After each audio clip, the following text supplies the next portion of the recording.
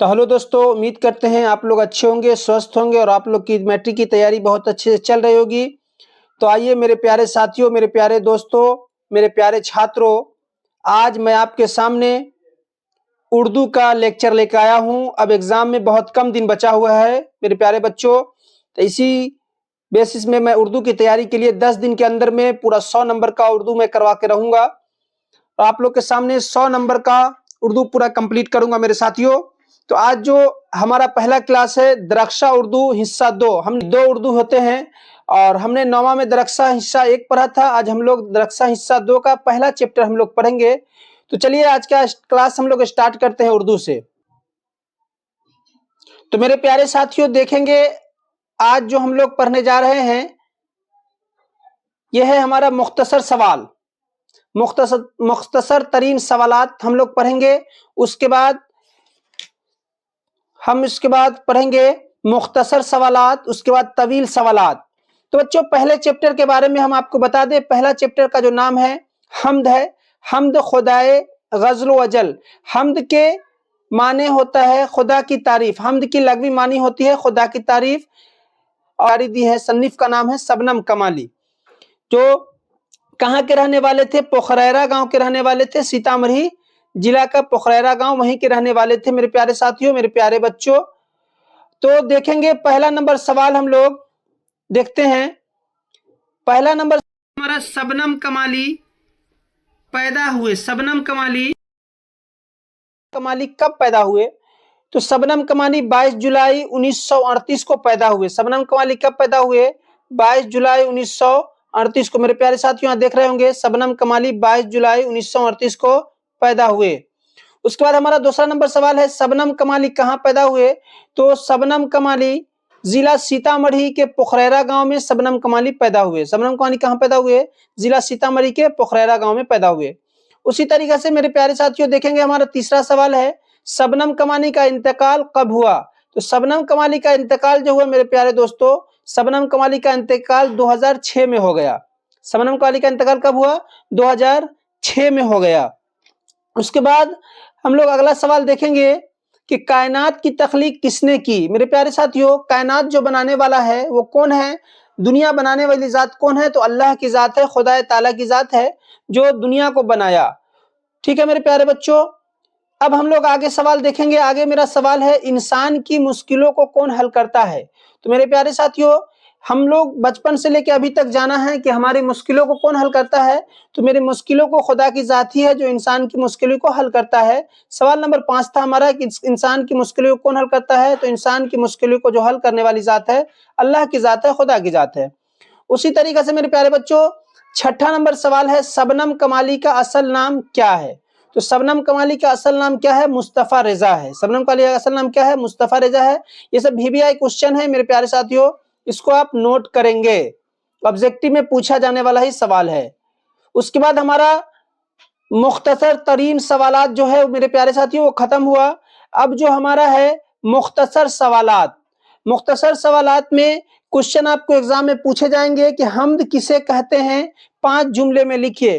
तो हमने अभी आपको समझाया कि हम्द उसे कहते हैं कि हम्द के लग़वी माने होता है खुदा की तारीफ। हम्द उस एक मशहूर शायरी सन्निफ है, हम्द में खुदा की सिफात का बयान होता है। तो इसी के बारे में देखेंगे। क्वेश्चन है हमारा हम्द किसे कहते हैं, 5 जुमलों में लिखें। तो मेरे प्यारे साथियों आप देख रहे होंगे, आपको दिख रहा होगा कि हम्द किसे कहते हैं 5 जुमले में। हम्द मशहूर शायरी सन्निफ है, हम्द में खुदा की सिफात का बयान होता है। इसमें खुदा से अकीदत और मोहब्बत का इजहार किया जाता है। हम्द के अशार में इस जाती वाहिद की सिफात को बयान किया जाता है। मेरे प्यारे साथियों आपने देखा, यहाँ देख सकते हैं हम्द मशहूर सन्निफ है, हम्द में खुदा की सिफात का बयान होता है। इसमें खुदा से अकीदत और मोहब्बत का इजहार किया जाता है। हम्द के अशार में इस जाते वाहिद सिफात को बयान किया जाता है। खुदा की सिफात की कोई हद नहीं है, खुदा की सिफात का कोई हद नहीं है। इसी के बाद हमारा दूसरा नंबर सवाल आता है कि हम्द और मनक़बत और कसीदे में क्या फर्क है? हमें अंतर स्पष्ट करना है। जैसे एग्जाम में रहता है किसी भी चीज में अंतर, उसी तरीके से उर्दू में पूछा गया है। अंतर है कि हम्द और मनक़बत اور قصیدے میں کیا فرق ہے، مطلب حمد میں منقبت اور قصیدے میں کیا فرق ہے، چلیے ہم ایک ایک کر کے سمجھتے ہیں کہ دیکھیں گے حمد میں خدا کی صفات کا بیان ہوتا ہے، جبکہ منقبت میں بزرگان دین اور خلفائے راشدین کی تعریف و توصیف کی جاتی ہے، اور قصیدے میں بادشاہ رئیس اور امیر و عمرہ کے مدح کی جاتی ہے۔ تو میرے پیارے ساتھیوں دیکھیں گے، ہم نے آپ کو بتایا کہ حمد میں خدا کی صفات بیان ہوتا ہے، منقبت میں بزرگان دین اور خلفائے راشدین کی تعریف ہوتی ہے، اور بادشاہ رئیس اور امیر و عمرہ کی مدح کی جاتی ہے، مطلب اس کے بارے میں جانکاری دی جاتی ہے۔ تو آپ اچھے سے سمجھ چکے ہوں گے۔ تو میرے پیارے ساتھیوں، آپ کے اسی چینل پہ اردو کی بھی تیاری تو ہو ہی رہی ہے آپ کی، اور میتھ کی بھی تیاری کرائی جا رہی ہے 10th کا، ٹھیک ہے، فزکس کا بھی تیاری کیا جا رہا ہے، ڈسکرپشن میں لنک ہے، جا کے آپ دیکھ سکتے ہیں۔ تو چلیے اب آگے ہم لوگ سوال پڑھیں گے کہ شبنم کمالی کے 3 شاعری مجموعوں کے نام لکھیں۔ تو میرے پیارے ساتھیوں، میرے پیارے بچوں، آپ کے سامنے تیسرا نمبر سوال ہے، شبنم کمالی کے 3 شاعری مجموعے کے نام لکھیں۔ تو شبنم کمالی کے شاعری مجموعے انوار عقیدت ہے، صحبائے عقیدت ہے اور ضیاء عقیدت ہے، یہ 3 ہیں، اور اتنا ہم لکھ کے 2 نمبر اپنے ایگزام میں کمپلیٹ کر لیں گے۔ تو چلیے پھر ہم آگے سوال دیکھتے ہیں۔ سوال نمبر 4 کہتا ہے، حمد اور نعت میں بنیادی فرق کیا ہے؟ تو میرے پیارے چھاتروں، حمد اور نعت میں بنیادی فرق ہم نے آپ کو بتایا کہ حمد میں خدا کی تعریف کی جاتی ہے، اور نعت جو ہوتے ہیں ہمارے نبی پاک سرور عالم صلی اللہ علیہ وسلم کی تعریف کی جاتی ہے۔ تو حمد اور نعت میں نے آپ کو فرق بتایا۔ چلیے ہم لوگ دیکھتے ہیں، یہ لکھا ہوا ہے، حمد میں خدا کی صفات کا بیان ہوتا ہے، جبکہ نعت میں خدا کے رسول حضرت محمد صلی اللہ علیہ وسلم کی تعریف و توصیف بیان کی جاتی ہے۔ دونوں میں یہی بنیادی فرق ہے۔ ہم اتنا لکھیں گے اور ہمارا پیارے بچوں 2 نمبر کمپلیٹ ہوتا چلا جائے گا۔ میں جو آپ کو دے رہا ہوں میرے پیارے ساتھیوں، میرے پیارے بچوں، ایک دم VVI کوسچن سب ہے۔ پہلا چیپٹر سے ہم نے دیا آپ کو، ٹھیک ہے۔ اب یہ طویل سوالات شروع ہوا، ہمارا 2 نمبر کا سوال ختم ہوا۔ اس کے بعد میرے پیارے ساتھیوں، اب جو 3 نمبر 4 نمبر میں سوال پوچھا جاتا ہے، وہ سوال اب سٹارٹ ہوتا ہے۔ تو چلیے اب ہم لوگ دیکھتے ہیں۔ کوشچن کر رہا ہے، شامل نصاب میں حمد کے پہلے شاعر کی تصریح کیجئے۔ تو حمد کا پہلا شعر یوں ہے، خالق دو جہاں ہے تو عزت جل و جلال ہے، یکتا ہے تیری ذات پاک عالی و بے مثال ہے۔ تو اس شاعری کا ہمیں ایگزامنر پوچھ رہا ہے کہ تشریح کر کے بتائیے کہ اس شاعری میں کیا کہہ رہا ہے۔ تو حمد کے پہلے شعر میں شاعر خدا سے مخاطب ہوتا ہے اور کہتا ہے کہ اے خدا، تو عزت اور بڑائی والا ہے، تو ہی دونوں جہاں کو بنانے والا ہے، تیری ذات پاک اور مثال بے مثال ہے، آپ کی ذات پاک پوری دنیا میں یکتا ہے، آپ کی ذات پاک اور اعلیٰ ہے۔ میرے پیارے ساتھیوں، یہ شاعر کا تصریح ہو گیا کہ اللہ کی ذات جو ہے بہت اعلیٰ ہے، اللہ کے سوا کوئی معبود نہیں، اللہ بہت بڑے ہیں، ہے نا۔ اسی کے بارے میں اس شاعر میں اللہ کے لیے کہا گیا ہے۔ تو دوسرا ہے، شبنم کمالی کی شاعرانہ خصوصیات بیان کیجیے۔ شبنم کمالی جو ہمارے اس چیپٹر کے لکھنے والے ہیں، مصنف ہیں، انہی کے بارے میں بتایا گیا ہے کہ شبنم کمالی کی شاعرانہ خصوصیات کو بیان کیجیے۔ قائد کے مشکل مقامات کو بھی بڑی چابکدستی کے ساتھ اشعار کا جامہ پہناتے ہوئے اور اشعار کے شیرنی میں لپیٹ کر اس طرح پیش کرتے ہیں کہ مبتدی بھی محفوظ ہوئے بغیر نہیں رہتا۔ سیرت النبی کا عمیق مطالعہ ان کے اشعار میں صاف جھلکتا ہے۔ بڑی خوبصورتی کے ساتھ واقعات اور تاریخی حقائق کو شاعری جامہ پہنا دیتے ہیں۔ علم شریعت سے ان کی وابستگی نے ان کی نعتیہ اشعار کے حسن و دوبالا کر دیا۔